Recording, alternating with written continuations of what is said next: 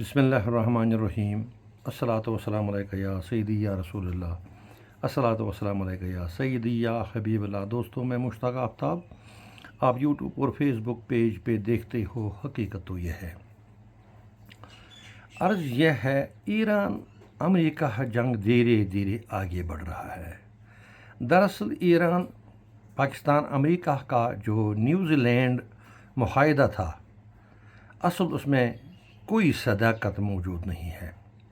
असल में America time लेना चाहता था और ईरान दिल से मुआहदा करना नहीं चाहता था। इसी वजह से पाकिस्तान की कोशिश रायगान हो गई है।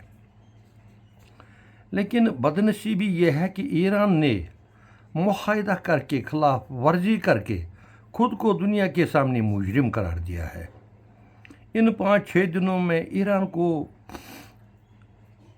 जिस नुकसान से हाथ धोना पड़ा, इसके बदले ईरान ने यूएई, बहरीन, कतर, कुवैत पर हमला किया है और कर रहा है। हालांकि अमेरिका को भी इन जगहों पर माली नुकसान और जाली नुकसान हुआ है। इस वजह से ये बहुत नाराज़ हो गए ये ममालिक ईरान से। हालांकि इन शहरों में अहल तशीब भी बहुत तादाद में रहता है। वो भी ईरान से अब नाराज़ ही नहीं बल्कि वो जानी दुश्मन बन गए हैं। गरचा ईरान बार बार ये वाज़ह कर चुका है कि हम इन मुल्कों पर हमला नहीं करते बल्कि उन्हीं जगहों को टारगेट करते हैं जिन जगह पर अमरीकी अड्डे मौजूद हैं। इस बात में ये बात भी सही है, अगर ईरान इन मुल्कों पर हमला न करे तो कहाँ जाकर अमेरिका पर हमला करे। ये बात बिल्कुल सही है। मैं यहाँ पर यह बात भी साफ कर देना चाहता हूँ कि अगर इस्लामी ममालिक अमेरिका को अड्डे फराहम न करे तब भी अमेरिका को ज़्यादा फ़र्क नहीं पड़ेगा, क्योंकि इसके पास इसराइल पेश खदमत है।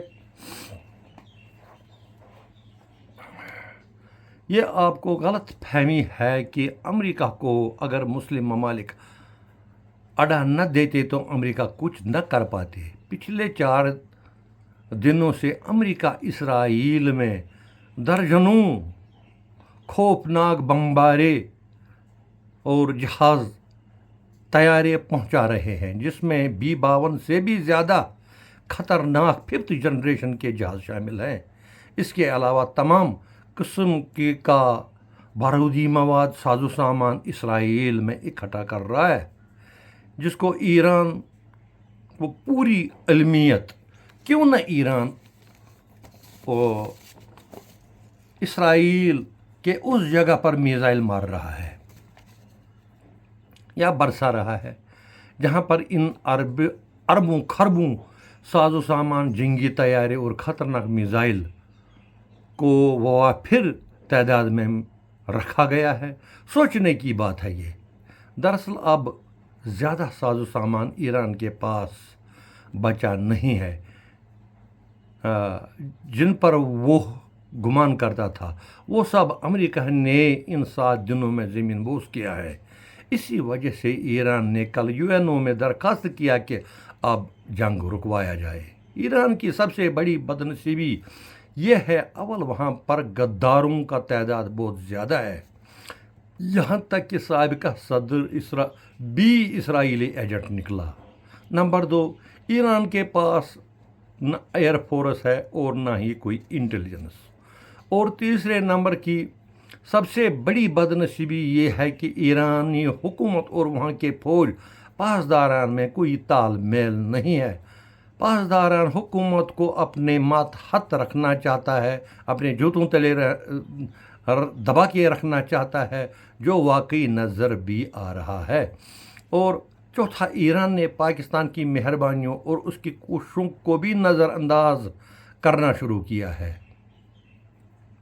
इस वजह से पाकिस्तान ने ईरान पर मेहरबानियों से थोड़ा सा हाथ खींच लिया है, जिसका समर ईरान पिछले 7 दिनों में उठा रहा है।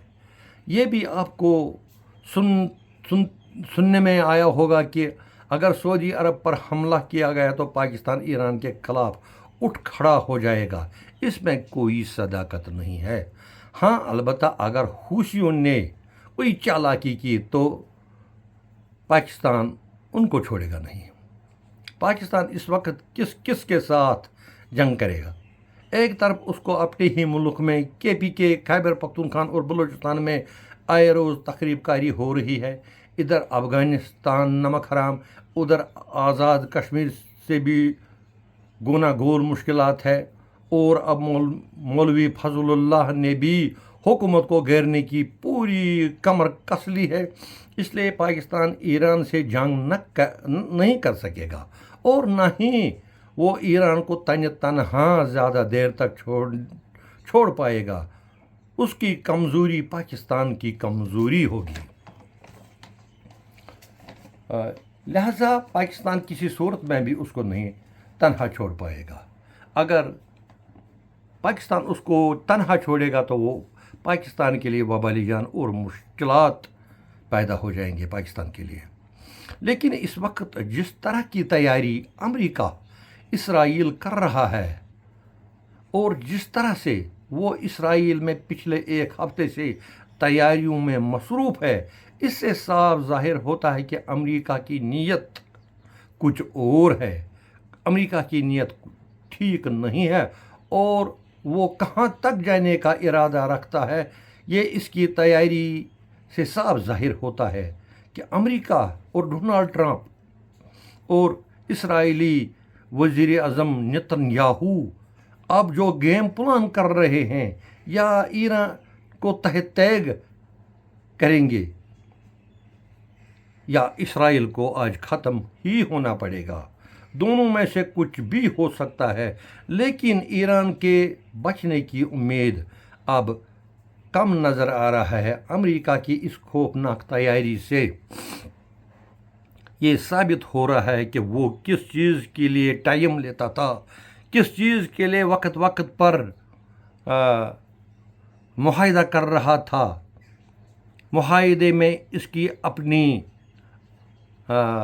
کمزوری تھی، اس وجہ سے وہ معاہدے پہ معاہدہ اور ایران اس کو ٹالتا رہتا تھا۔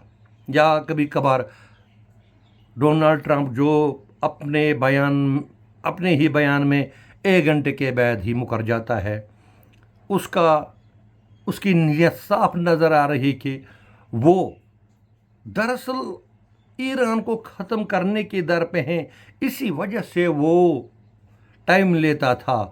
اور یہاں تک کہ آج یہ ثابت ہو گیا کہ وہ پچھلے 7 دنوں میں ایران میں کس طرح سے سینکڑوں بمبار طیارے B-52 اور مہلک ہتھیار کس وجہ سے وہ جمع کر رہے ہیں، یہ صاف معلوم ہوتا ہے۔ خدا کرے اس جنگ سے ہمیں نجات ملے۔ اور دوسرا عرض یہ ہے کہ آپ لوگ میرے ولاگز کو دیکھتے ہیں اور سنتے ہو، لیکن سبسکرائب نہیں کرتے۔ مہربانی کر کے ہماری کوششوں کو رائے گان نہیں ہونا چاہیے آپ، لہذا سبسکرائب کرے میری چینل کو، JK اعظم نیوز نیٹ ورک کو، اور مجھے اپنی کوششوں میں اپنے جو آپ کو نظر آ رہا ہے وہ لکھیں کہ میں کہاں تک کامیاب اور کیا لکھتا ہوں، کیا سنواتا ہوں آپ کو، اس سے آپ مجھے لکھیں ضرور۔ مشتاق آفتاب کو اجازت دیجیے۔ خدا حافظ۔